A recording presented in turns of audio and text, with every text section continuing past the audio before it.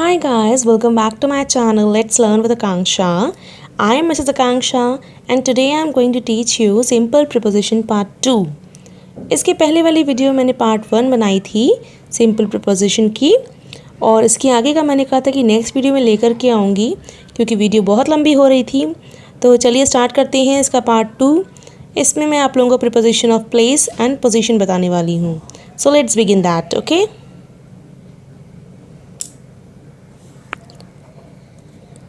preposition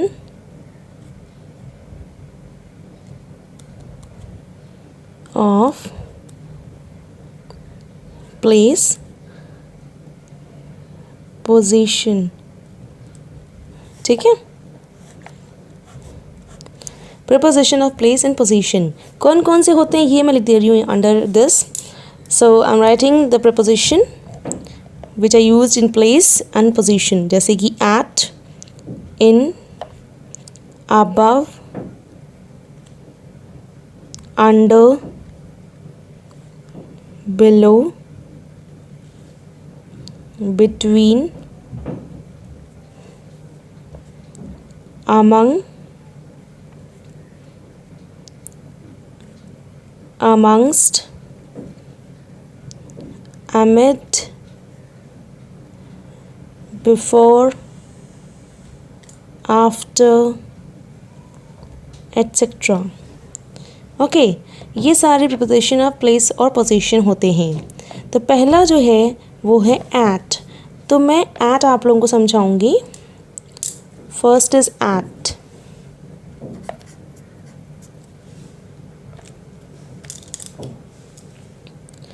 eight का use जो है छोटे स्थानों के लिए या छोटे प्लेस के लिए यूज़ करते हैं।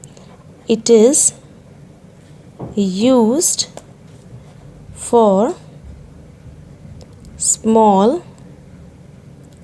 places।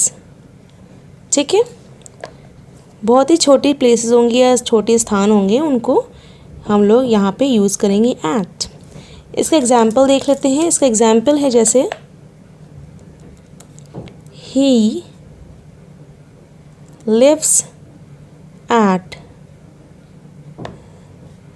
समस्तीपुर। समस्तीपुर एक छोटी जगह है ना, तो यहाँ पे इसलिए एट यूज़ किया गया है। ठीक है, वो रहता है समस्तीपुर में। समझ में आया आप लोगों को? आ गया होगा अब तो। ठीक है, एक और सेंटेंस देख लेते हैं अगर ना समझ में आया हो तो। जैसे दे आर एट होम, वो घर पर हैं। तो यहाँ पे भी एट प्रीपोजिशन यूज़ होगा। They are at home. यहाँ पे होम जो है वो छोटी जगह है तो इसीलिए यहाँ पे भी एट यूज़ कर रहे हैं। Next preposition is in. इनको देखते हैं। इन का यूज़ क्या है? इट इज़ यूज्ड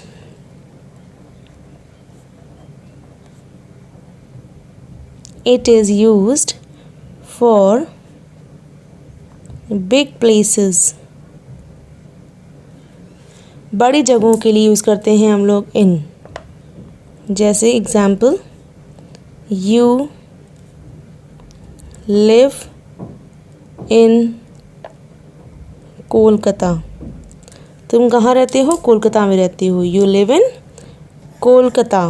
ठीक है, तो कोलकाता बड़ी प्लेस है ना, इसलिए।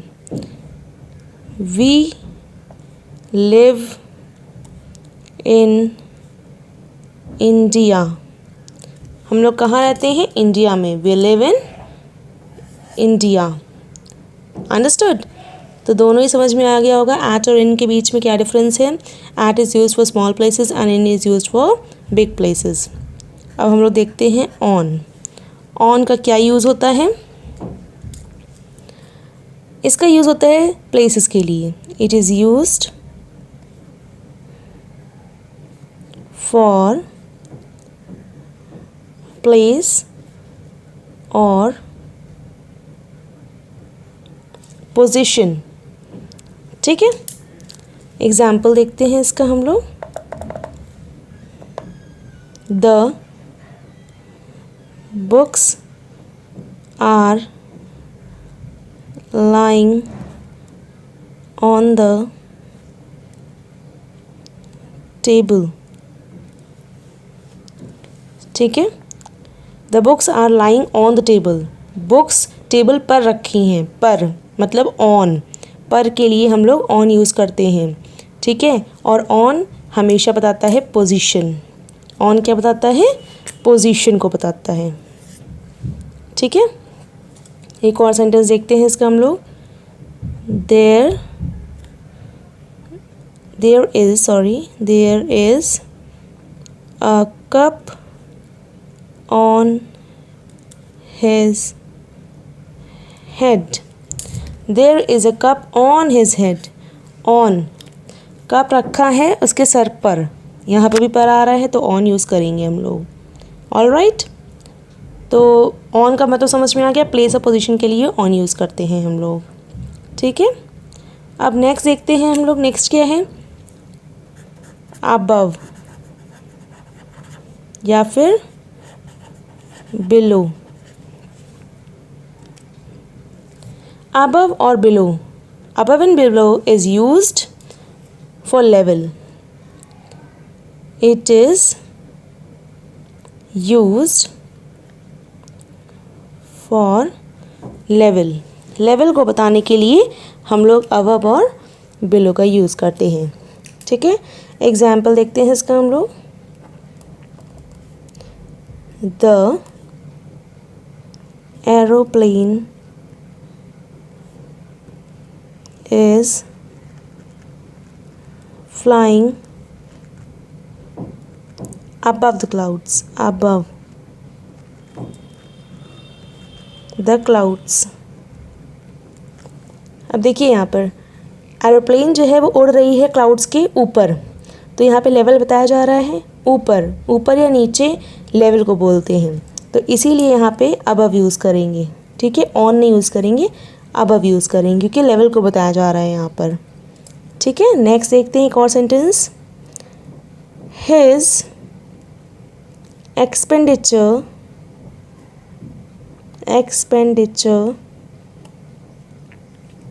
Is above his income.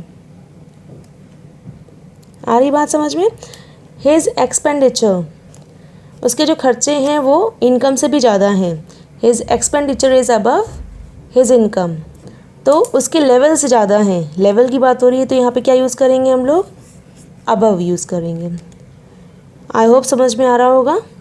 ठीक है, अब इसका दूसरा एक और देख लेते हैं एग्जाम्पल जिसमें बिलो यूज़ करना है। जैसे ही इज़ बिलो 35। बिलो मतलब 35 से वो कम का है, उसकी उम्र 35 से कम है, तो यहाँ पे भी क्या बता रहा है? लेवल को बताया जा रहा है, इसलिए हम लोग बिलो यूज़ करेंगे। ठीक है, now the next is over और अंडर। ओवर और अंडर। ठीक है, ओवर और अंडर की बात करेंगे हम लोग। ये यूज़ करते हैं कहाँ पे? It is used for vertical position.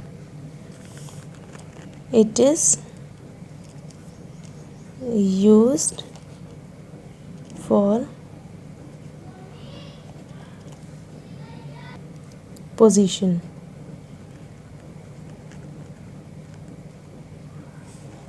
ठीक है, आई बात समझ में?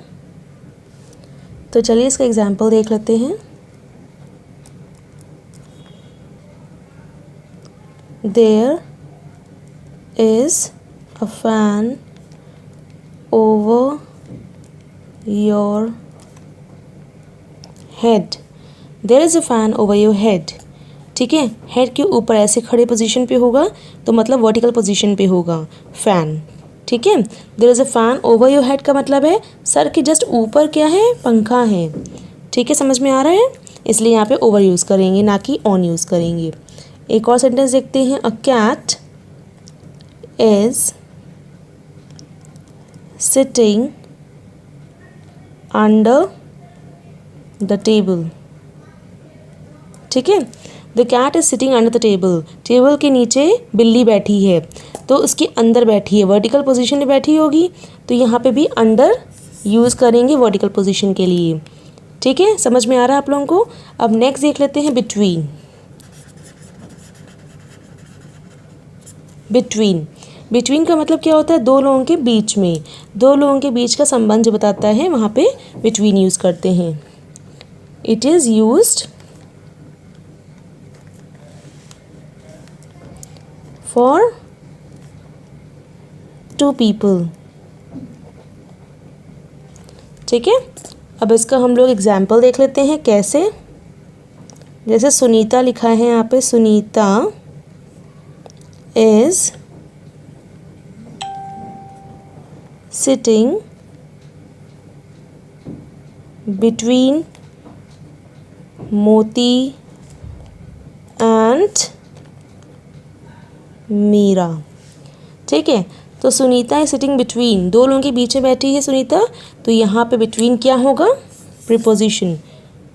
ठीक है, आ गया होगा समझ में ये। बिटवीन तो बहुत इजी है। चलिए अब नेक्स्ट देख लेते हैं अमंग। अमंग का क्या है use? Let us C among.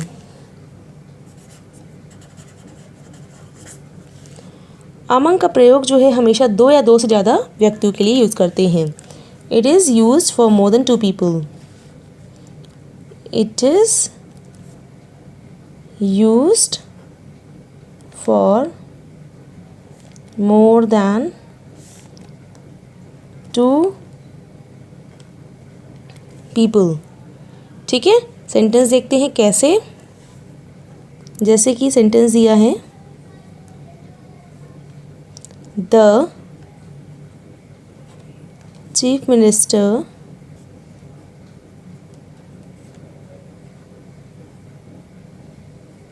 disturbed the blankets distributed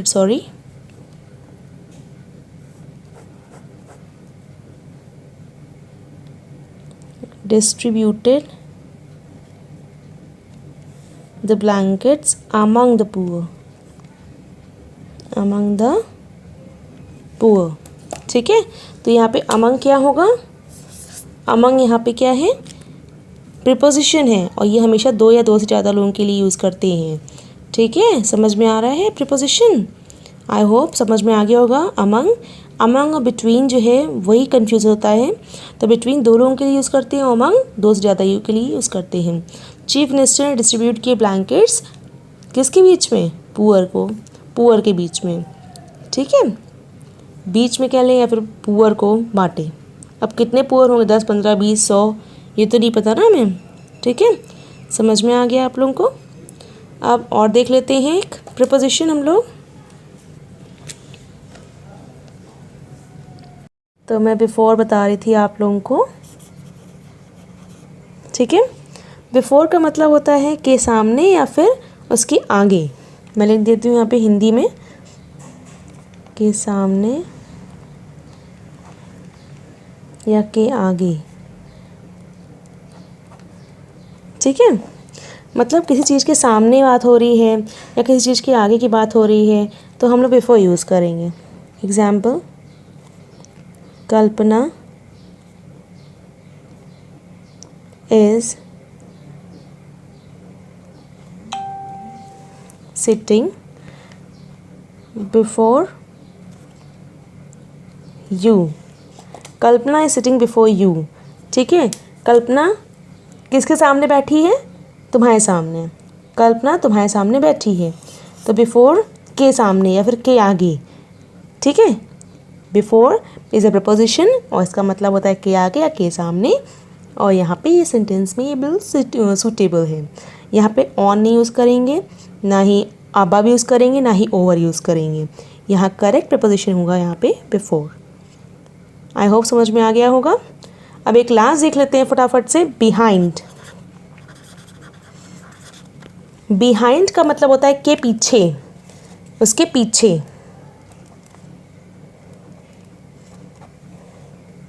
ठीक है, सेंटेंस देखते हैं इसका हम लोग। जैसे she was running behind her brother.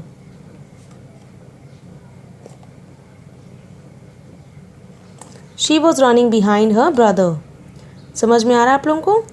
इसका मतलब है वो किसके पीछे दौड़ रही है? अपने भाई के पीछे दौड़ रही है। अपने भाई के पीछे तो बिहाइंड यूज़ करेंगे। समझ में आया आप लोगों को? तो ये जितने भी मैंने प्रपोजिशन आज आप लोगों को बताए हैं वो सारे सिंपल प्रपोजिशन के अंदर आते हैं। और इसके आगे मैं वीडियो बनाऊंगी आप लोगों के लिए एक और प्रपोजिशन की, जो कि है कंपाउंड प्रपोजिशन। ठीक है, तो नेक्स्ट वीडियो पार्ट 3 बनेगा इसका, कंपाउंड प्रपोजिशन का। तो आज के लिए बस इतना ही। I hope you have like this video. If you have liked, please press like and subscribe to my channel, and don't forget to press the bell icon also. So up till then, bye bye and take care. Bye.